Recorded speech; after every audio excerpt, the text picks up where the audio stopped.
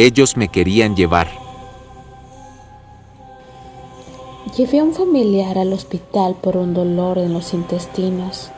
Ya había pasado algunas horas y nadie me decía cómo se encontraba.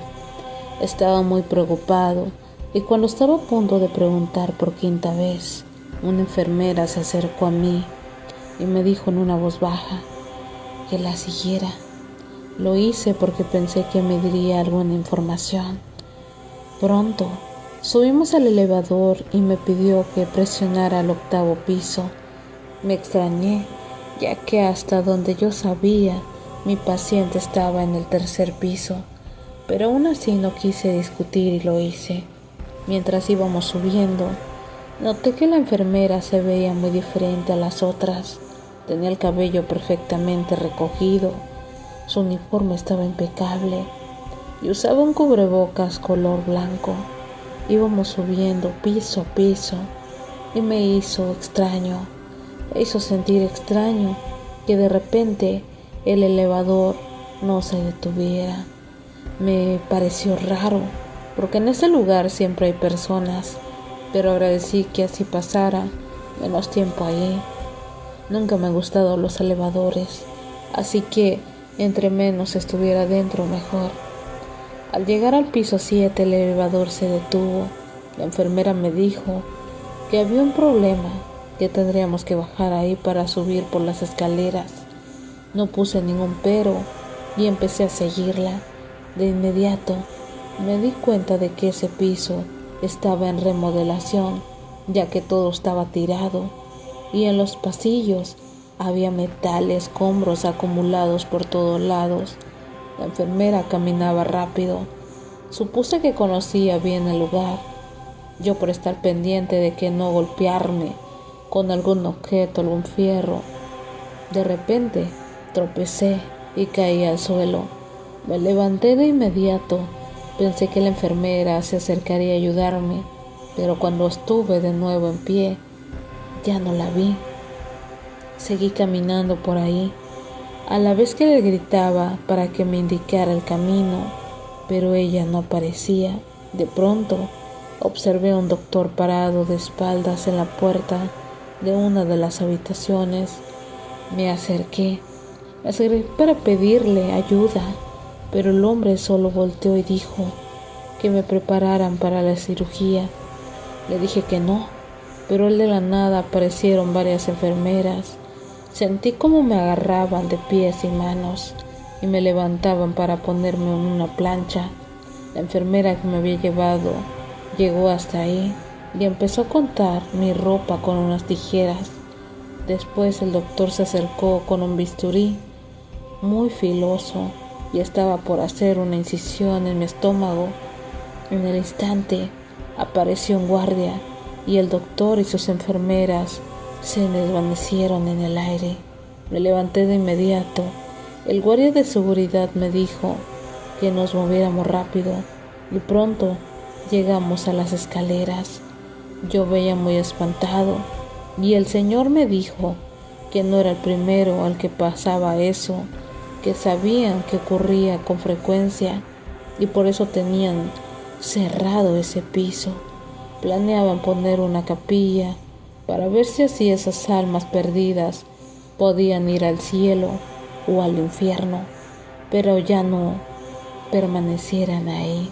Le agradecí mucho por salvarme y más tarde pude ver que la enfermera llegó al intento nuevamente a quererse llevar a otro hombre, pero esta vez intervine y evité que la siguiera. Curiosamente, después de eso me hablaron para decirme que mi familiar ya estaba dado de alta, así que solo firmamos algunos papeles y nos marchamos de ahí. El hombre que me habló y no Quiero pertenece a contarles este algo mundo. que me pasó hace no más de 2 años. Cuando regresé a visitar el panteón del pueblo natal, fui a ver la tumba de un familiar muy querido, como suelo hacerlo cuando vuelvo, pero esa vez fue algo diferente. Apenas entré al cementerio y noté que junto a una tumba había 5 hombres. Estaban casi como si nada. bebiendo cerveza, riendo, platicando entre ellos. Me pareció raro, pero no me metí. Cada quien vive el duelo como puede, pensé. Me enfoqué en lo mío, caminé hacia la tumba de mi familiar. Hice una oración, me sentí raro y justo cuando me iba a levantar, uno de esos hombres se me acercó. Sin presentarse y sin preguntar nada me dijo: «Te irá bien», con una sonrisa que me puso la piel helada. Yo no supe qué decir. Me dio un escalofrío tan fuerte que me quedé quieto unos segundos. Él simplemente se dio la vuelta y regresó con sus amigos, que seguían riendo como si nada. Pasaron los meses.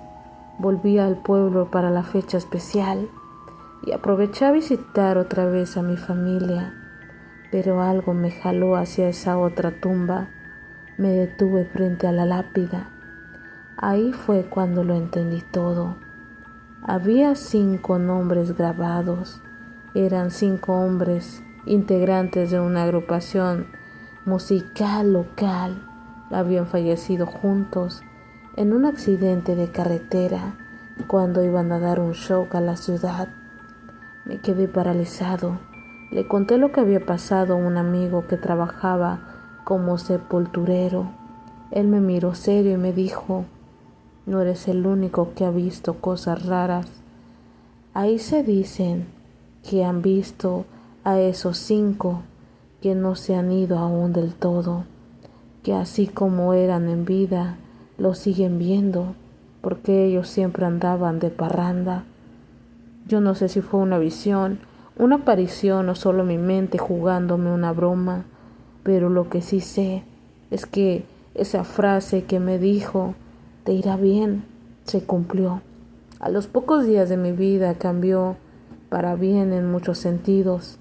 Quizás todavía andan por ahí celebrando, cuidando a los que se cruzan con él. Esta historia es muy personal y por mucho tiempo me la guardé por miedo a que me señalaran, pero hoy quiero contarla completa, porque a veces cuando la vida te empuja al límite, no te queda más que abrazar a lo que llevas por dentro. Soy hija de una bruja que en mi pueblo todos conocían como la bruja. Mi madre ayudaba a muchos, pero también era temida. Algunos venían por curas, otros por amarres, otros por odio, pero yo siempre me mantuve al margen. Fui criada entre hierbas, velas, rituales, pero preferí mantenerme católica. No juzgo a mi madre, pero tampoco quería seguir sus pasos. Cuando cumplí 20 años me casé con un hombre al que amaba profundamente. Vivíamos en un terreno fuera del pueblo y vivimos un tiempo. Tuvimos un hijo, Carlitos. Era un niño dulce, aunque más bajito que los demás, pero de buen corazón.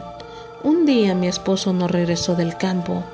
Le encontré fallecido, sin heridas, sin señales. Simplemente cayó. Dijeron que fue natural.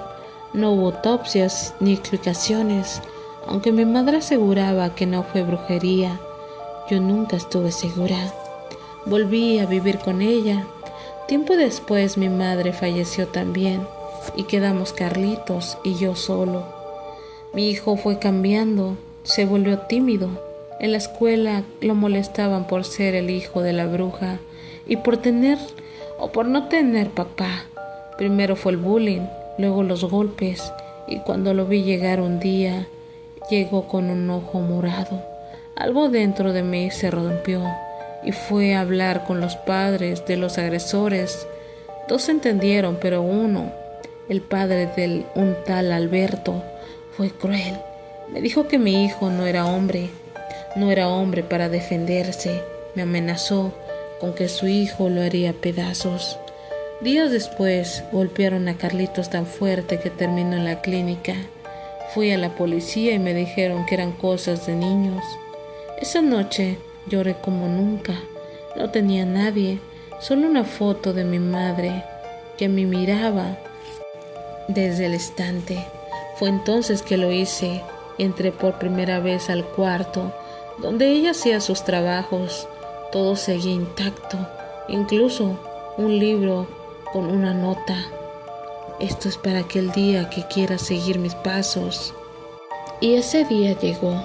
Busqué el ritual, ataúd pequeño, gallina negra, nombres, velas, objetos personales.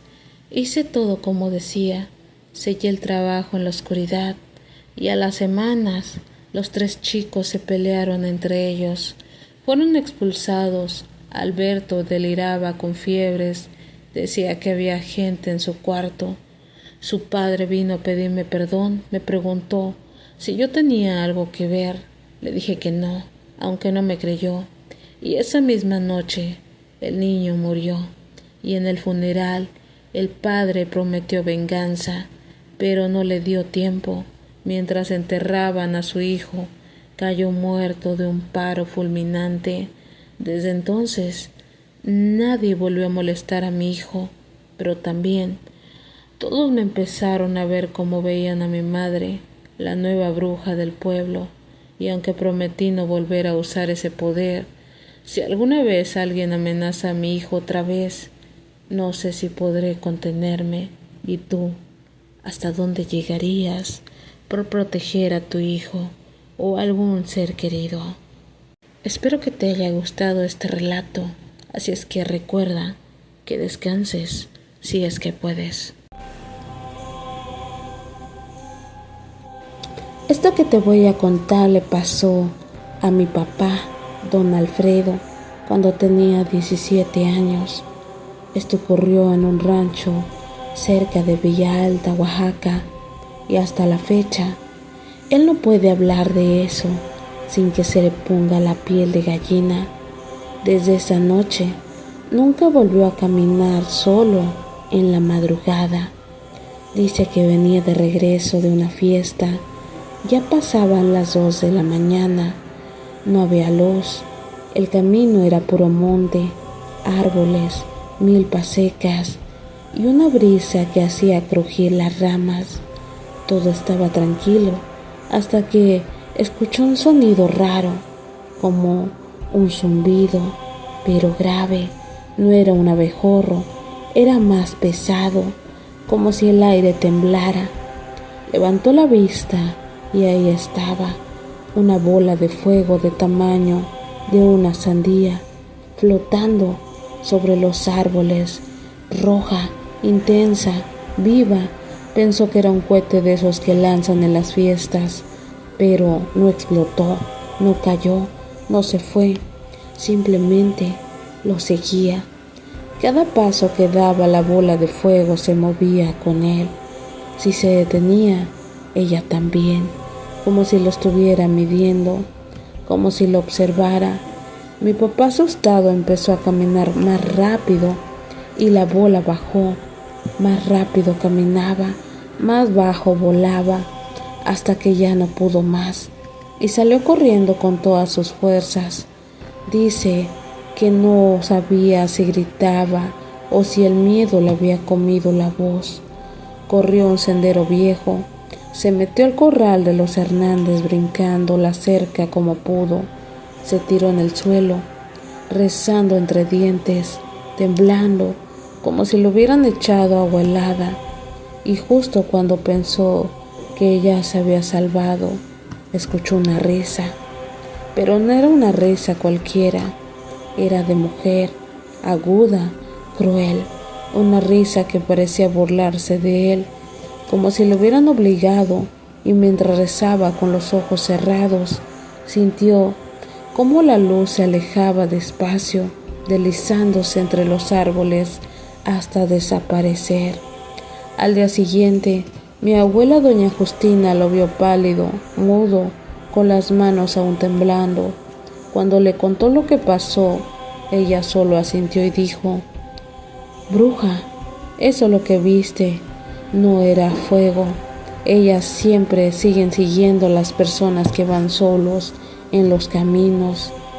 Desde ese día, don Alfredo nunca volvió a andar de noche, y cada que alguien se burla, él solo dice: Yo no creo en las brujas, pero esa noche una casi me lleva.